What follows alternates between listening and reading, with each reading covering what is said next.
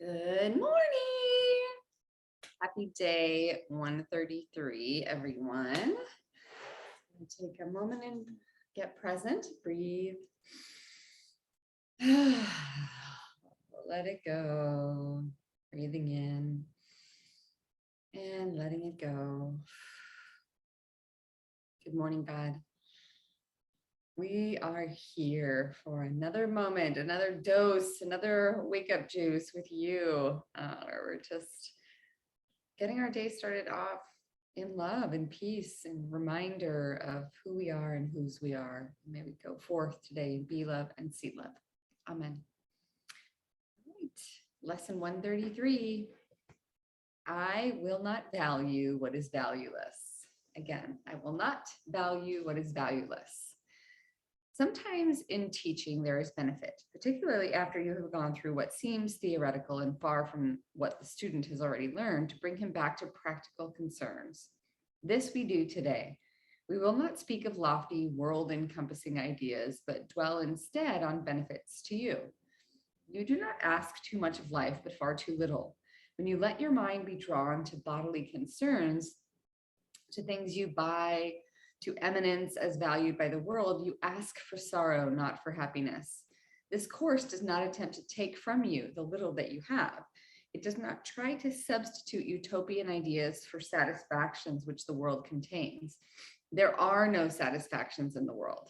Today we list the real criteria by which to test all things you think you want.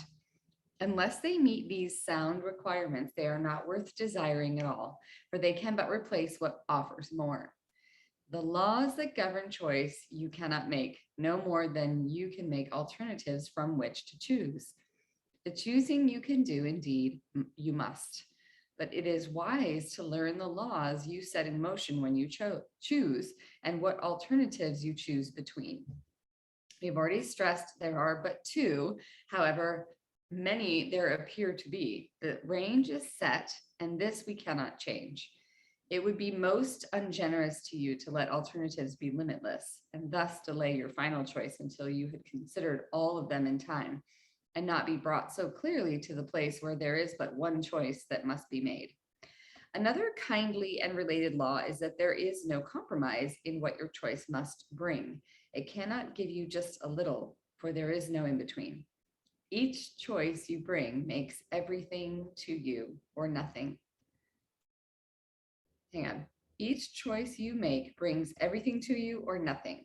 Therefore, if you learn the tests by which you can distinguish everything from nothing, you will make the better choice. First, if you choose a thing that will not last forever, what you chose is valueless.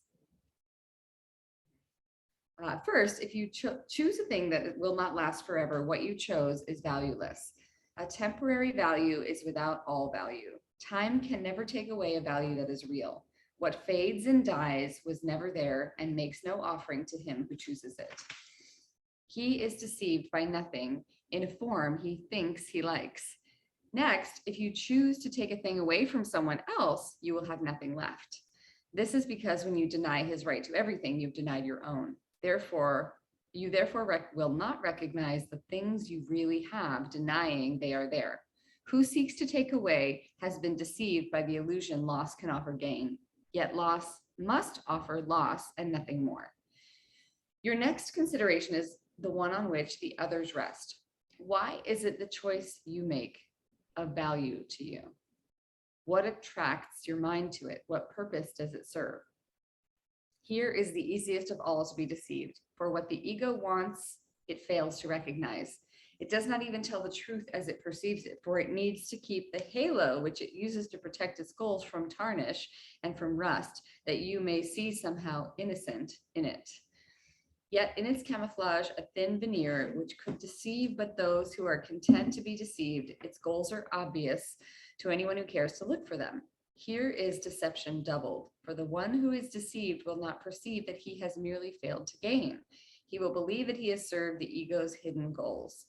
Yet, though he tries to keep its halo clear within his vision, still must he perceive its tarnished edges and its rusted core. His ineffectual mistakes appear as sins to him because he looks upon the tarnish as his own. the rust a sign of deep unworthiness within himself. He who would still preserve the ego's goals and serve them as his own makes no mistakes according to the dictates of his guide. This guidance teaches it is error to believe that sins are but mistakes. For who would suffer for his sins if this were so? And so we become the criteria. We come to the criterion for choice that is the hardest to believe because its obviousness is overlaid with many levels of obscurity. If you feel any guilt about your choice, you have allowed the ego's goals to come between the real alternatives. And thus you do not realize there are but two. And the alternative you think you chose seems fearful and too dangerous to be nothingness it actually is. All things are valuable or valueless, worthy or not of being sought at all, entirely desirable or not worth the slightest effort to obtain. Choosing is easy just because of this. Complexity is nothing but a screen of smoke, which hides the very simple fact that no decision can be difficult. What is the gain to you in learning this? It is far more than merely letting you make choices easily and without pain. Heaven itself is reached with empty hands and open minds, which come with nothing to find everything and claim it as their own. Come with nothing to find everything and claim it as their own. We will attempt to reach this state today with self-deception laid aside, with an honest willingness to practice but the truly valuable and the real. Our 2 extended practice periods of 15 minutes each begin with this. I will not value what is valueless, and only what has value do I seek, for only that do I desire to find. And then receive what waits for everyone who reaches, unencumbered, to the gate of heaven, which swings open as he comes. Should you begin to let yourself collect some needless burdens or believe you see some difficult decisions facing you, be quick to answer with this simple thought. I will not value what is valueless, for what is valuable belongs to me. Happy practicing, everyone. Ciao for now.